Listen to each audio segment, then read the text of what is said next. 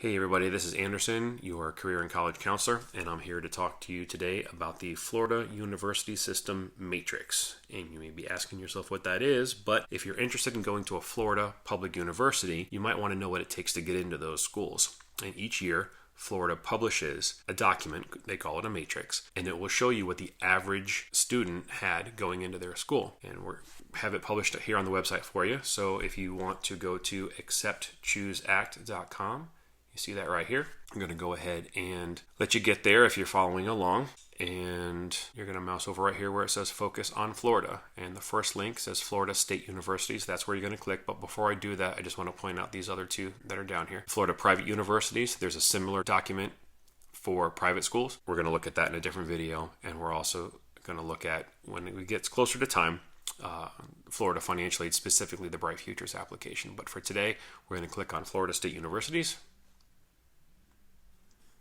And we're going to just scroll down a little bit. There's a link right here that you'll see that gives you a list of the schools that are included, but we're going to skip that for now. You can click on that when you're ready, but we're going to click right here for a PDF of our schools. I'm going to zoom in a little bit. Here we go. So right across the top, you're going to see all the schools: Florida Agricultural and Mechanical, Florida Atlantic, Florida Gulf Coast, Florida International, Florida Polytechnic, which is our newest university in the state, Florida State, New College of Florida, Central Florida, University of Florida, University of North Florida, South Florida, go Bulls, class of 93, and West Florida. This document is very comprehensive, but it can be a lot to look at. So we're just going to look at some of the key points, and that way you'll know what you're up against when you're applying to these schools. Right across the top, it's going to tell you where the school is. If you've never heard of it before, you can go, well, okay, where's New College? Well, that's in Sarasota. Okay, check out the map. Now you know where you are. It shows you how many students are enrolled, how many undergraduates are enrolled. So that's people that are pursuing their bachelor's degrees. What division sports they are, if that's important to you. This is pretty important right here. What is your admissions notification plan? You'll notice that there's different things here. We're very quickly going to talk about this. You have rolling admissions in the case of a school like Florida A&M, which means they have an ongoing applications process. There's no real hard deadline. Generally speaking, it's May, but this is a school that you could apply August or September and continue to apply through the fall and into the spring and not have that one hard deadline. You'll see other schools. Let's pick one, for example. Let's use Florida State. 2 notification dates, 12/9 and 3/16. So you have to apply by certain points of the year in order to meet those deadlines. You'll see here that if you apply for University of Florida, you follow over here for November 1st, you'll find out on February 12th of 2016 in this case if you are accepted. So you'll see that some of these have early applications, rolling with November 1st as a priority scholarship deadline. So every school is a little bit different. And you'll see this in schools that are outside the state of Florida as well. But you'll want to know when you're going to find out when you're going to get in. The percentage of students that get in, we're going to skip down a little bit. This is probably the most important piece of information that this is going to be used for. What kind of GPA does it take to get in? What kind of SAT or ACT score does it take? So, and we'll see that they're right down here. It talks about summer acceptance, GPA, and then fall, then summer SAT and fall, and then summer ACT and fall. So if we scroll up, I'm just going to make this so we can actually see the school's names and look all the way down. We'll use Florida Agricultural and Mechanical as an example. To get into the summer, if you have anywhere from a 2.5 to a 2.99, you stand a decent chance of getting in. You might look at that GPA and say, wow, that's really low. It is relative to some of the other schools, and that's okay if it's a school that you want to go to. Now, you also notice it's higher for the fall. Typically, there's not as many students that apply for the summer program because they want to take that summer break. They also, in many schools' cases, have a summer program for students that maybe are kind of on the edge. They'll take a student with a lower GPA, have them take a couple of college classes, and then get them really primed and polished to be prepared to take a full slate of classes come August. So that's why they allow a little bit of fluctuation in that GPA.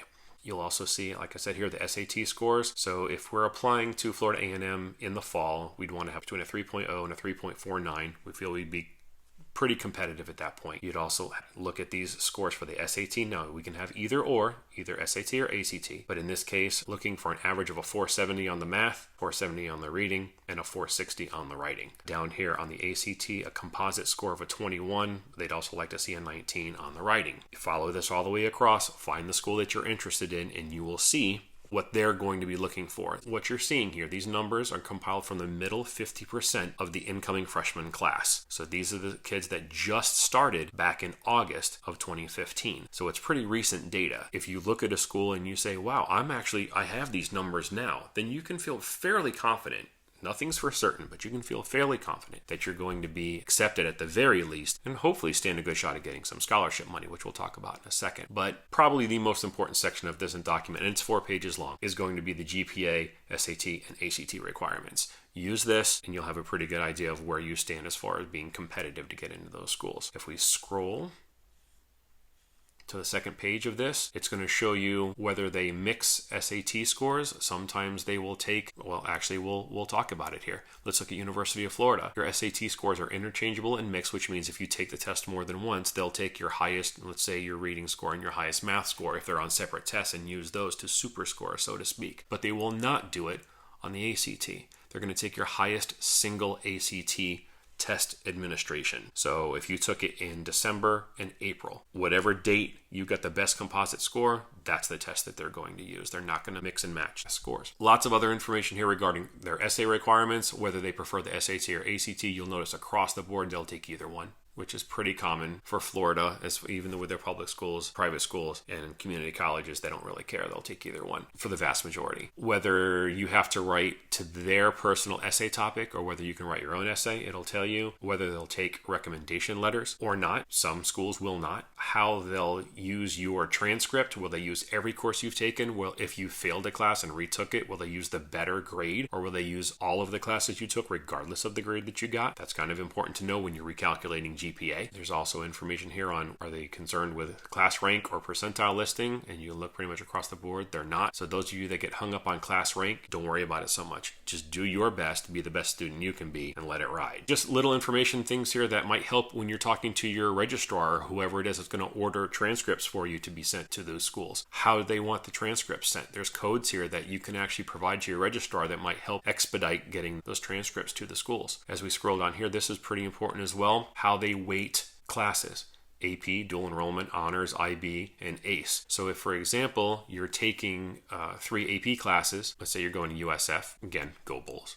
You're taking 3 AP classes, you're going to have, those 3 classes are going to be weighted. If you get A's in those, that would normally be a 4.0, they're going to give you credit for a 5.0.